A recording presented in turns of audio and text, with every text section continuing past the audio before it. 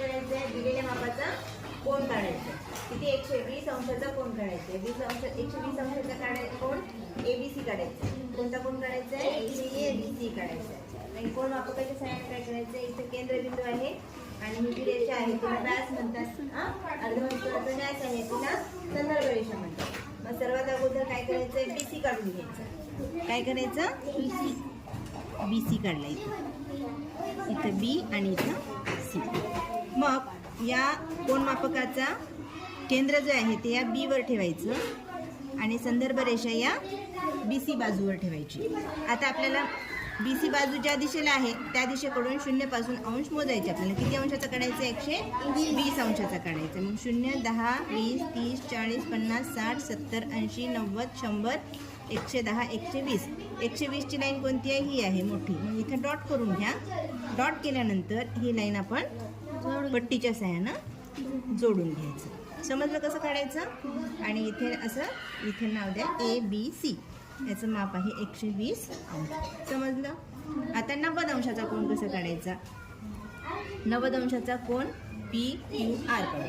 मग सर्वात अगोदर QR बाजू काढून घ्या.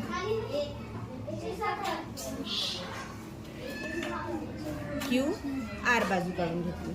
आता याचा केंद्र जो आहे तो काय करायचा आहे? Q बिंदूवर ठेवायचा आहे. Qच्या बिंदूवर ठेवला. नंतर संदर्भ रेषा जी आहे ती कुठे ठेवली? QR बाजूवर ठेवली. आता 90 कुठे आहे? पहा, इथे आहे 90 इथं आहे. हां, डॉट करून घेतला. खून करून घ्यायची. खून करून घेतल्यानंतर ते खून आणि हे जोडून घ्यायचं आणि अशा प्रकारे बांध दाखवला. आता इथं काय आहे? 90 अंशाचं. इथे नाव आहे PQR. PQRचं माप किती आहे? 90 अंश.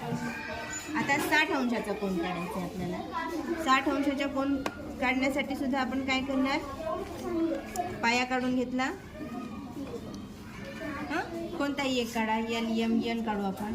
मग इथं L आणि इथं N बाजू काढली. केंद्रबिंदू इथं ठेवला